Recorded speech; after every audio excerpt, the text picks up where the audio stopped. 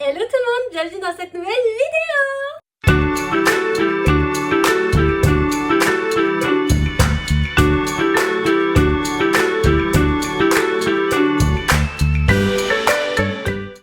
Aujourd'hui je vous retrouve dans une vidéo très spéciale puisque je vais vous présenter ma collection d'albums de K-pop. Avant d'aller plus loin dans la vidéo, pense à t'abonner, à liker, à partager et à commenter cette vidéo en me disant quel album de K-pop tu as. Petit disclaimer avant d'aller plus loin dans la vidéo, si tu n'as pas d'album de K-pop, sache que c'est complètement ok.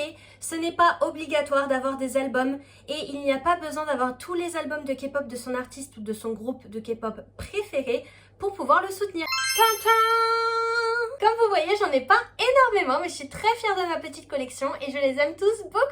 Au niveau des groupes de K-pop, j'ai des albums de mes deux groupes préférés, BTS et Seventeen, et j'ai l'album d'une artiste solo que j'aime énormément, que je vous présenterai à la fin de la vidéo. Je vous propose de commencer maintenant avec ma collection d'albums de BTS. Le premier album de BTS que j'ai acheté, c'est Proof. Oh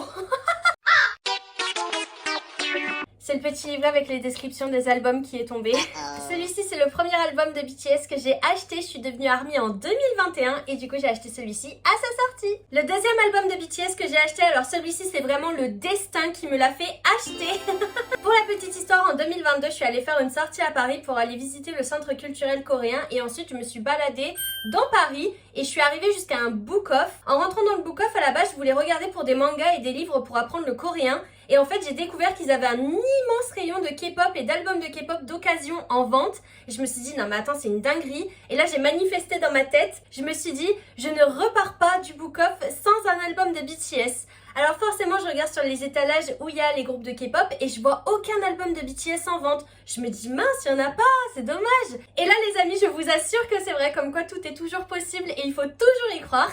J'arrive à la caisse avec mon petit livre pour apprendre le coréen que j'avais trouvé et mes 2-3 mangas. Et devant moi, je vois l'employé qui est en train d'étiqueter un album qu'il allait mettre ensuite en rayon. Et je vous montre l'album que c'est et vous allez voir comme quoi à quel point la vie est magique. Tada MDR. Vraiment, je me revois dans le magasin en train de me dire je ne repars pas du book-off sans un album de BTS. Et là, je vois l'employé en train d'étiqueter. Il y a toujours l'étiquette derrière, je l'ai gardée.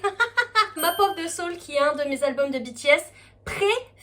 Il n'y a pas de PC, il n'y a pas de photo dedans, mais ça j'en avais rien à faire, je voulais juste mon petit album de BTS et je suis repartie avec, bien évidemment. En plus il est grand, regardez, c'est la grande version. J'adore. Le troisième album de BTS que j'ai, c'est celui-ci. C'est l'album solo de Taeyong que j'ai acheté à sa sortie. J'ai pris la version violette parce que BTS. J'aime beaucoup cet album, c'est un de mes préférés d'ailleurs. Le dernier album de BTS que j'ai dans ma collection, c'est You Never Walk Alone avec Spring Day dedans, puisque Spring Day c'est ma chanson préférée de BTS si vous ne le saviez pas. Je l'ai acheté en Corée dans un magasin de K-pop et je suis allée à l'arrêt de bus de Spring Day avec. J'ai pris ma petite photo avec. C'est tout pour ma collection d'albums de BTS. Et maintenant on va passer à mon deuxième groupe préféré qui n'est autre que Seventeen. Seventeen, j'ai deux albums de ce groupe, deux de mes albums préférés. Le premier album de Seventeen que j'ai acheté, c'est FML. Regardez, c'est la Karat version, il est incroyable, il est tellement beau cet album, je l'aime de tout mon cœur.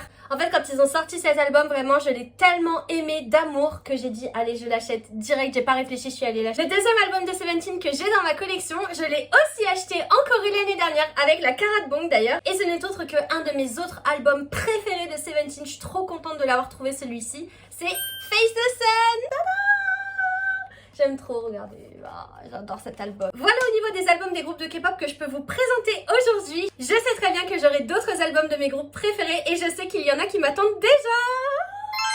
Merci beaucoup les copines. Le dernier album de K-pop que j'ai, celui-ci, c'est l'album d'une artiste solo que j'aime énormément. Et s'il y a des Yuena dans la salle, s'il vous plaît, présentez-vous en commentaire, manifestez-vous, venez faire coucou, j'ai l'impression d'être la seule à la stan en France. Et vous avez compris si vous faites partie de la fanbase, il s'agit de l'album Lilac de IU. Et regardez-moi cette masterpiece. Je l'ai acheté en Corée l'année dernière aussi. Alors, littéralement, j'ai eu le coup de cœur, c'est une pièce de collection, il est magnifique. Et c'est mon album préféré de IU en plus, donc j'ai été obligée de repartir avec, je l'aime beaucoup, je suis trop fan. Et voilà les amis, c'est tout pour ma collection d'albums de K-pop pour l'instant. Il y aura des vidéos updates sur ma chaîne, ça c'est sûr et certain. Partage-moi en commentaire les albums de K-pop que tu as, partage ta collection avec tout le monde. Et encore une fois, si tu n'as pas d'album de K-pop, c'est complètement ok ma star, tu slay dans tous les cas. Sur ce, je vous dis à très bientôt dans une prochaine vidéo, prenez soin de vous, ciao ciao.